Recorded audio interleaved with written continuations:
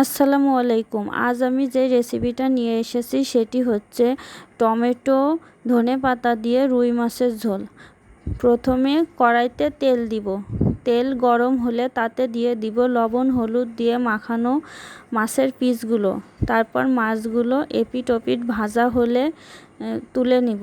তারপর কড়াইতে দিয়ে দিব তেলে দিয়ে দিব তেজপাতা, পেঁয়াজ কুচি। পেঁয়াজের গন্ধটা যাতে না থাকে সেজন্য এটি হালকা নাড়াচাড়া করে নেব।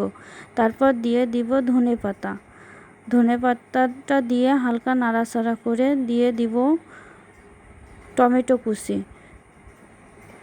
টমেটো কুচিটা হালকা নাড়াচাড়া করবার পর দিয়ে দিব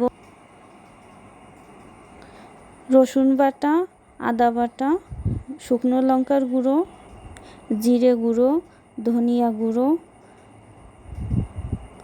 দিয়ে সামান্য নাড়াচাড়া করব।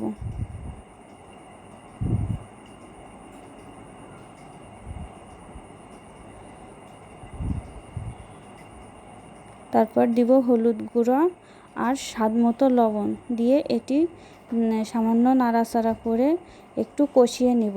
তারপর দিয়ে দিব পানিটা তারপর এটি ঢেকে দিব যাতে টমেটোটা ভালোভাবে সিদ্ধ হয়।